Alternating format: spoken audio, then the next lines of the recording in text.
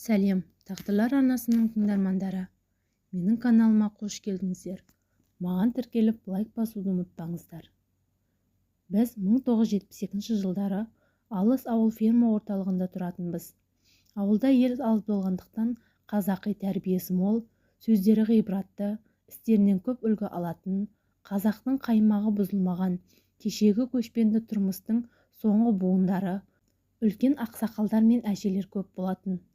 Сол оқиға болғанда бала болсам да әлі есімде.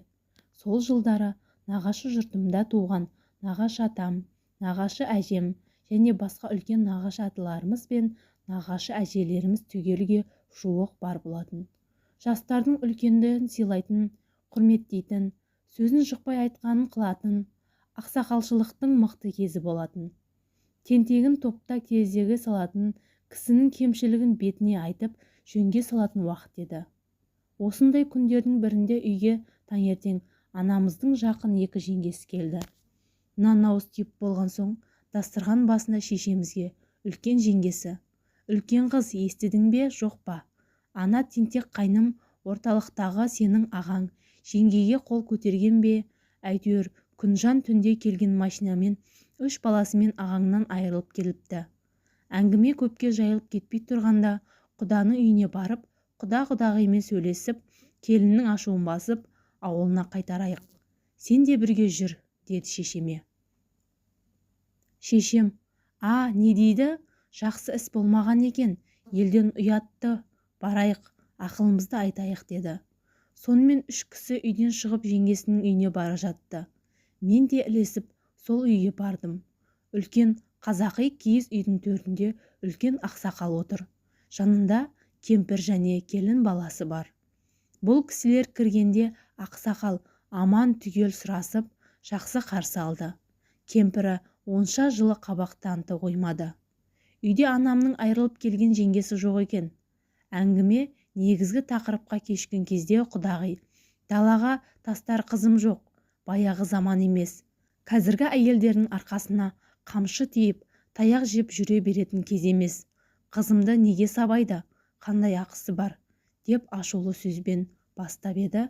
Төрде отырған ақсақал жөтеңкіреп кемпіріне қарап: "Жарайды, әңгімені көбейтпе, сөзді қой. Үйге шақыр қызыңды", деді.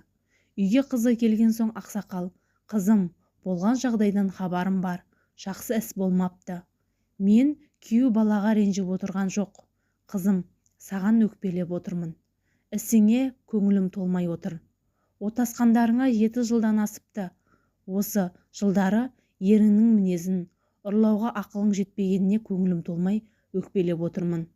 Отбасын құрған соң әйел деген ерінің қас-қабағын бағып, мінезіне үйреніп, жас ұлғайған сайын еркектің артық ауысқылығын, жөнсіз мінезін түзеп отыруы керек.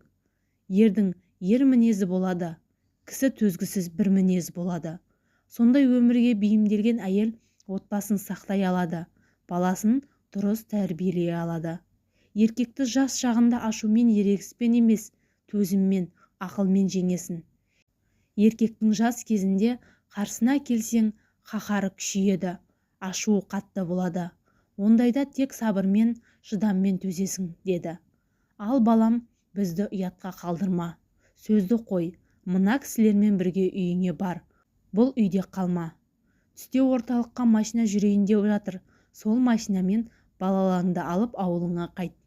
Күйеуіңнің айырылып келіпті" деген сөз елге тарамай тұрғанда үйіңе барған дұрыс болар.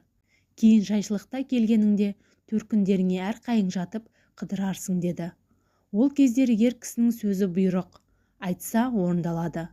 Шешемнің айырылып келген жеңгесі түстен кейін машинамен орталықтағы үйіне қайтып кетті. Сол кісілердің отбасында мұнан кейін ондай жағдай болды дегенді естігенім жоқ. Осы күнге дейін 50 жылдай уақыт өтті. Сол кісілер сол 3 баладан кейін 3-4 ұл қызды өмірге әкелді. Балаларын жақсы тәрбиелеп аяқтандырады. Ұлдарын ұяға қондырды, қыздарын ұзатты, немере шөбере көрді. Қазір нағашымыздың жасы жетіп қайтыс болды. Ал әжеміз бар. Балаларының рақатын көріп, немере шөберелерінің қызығына батып жүріп жатыр. Сабыр түбі сары алтын.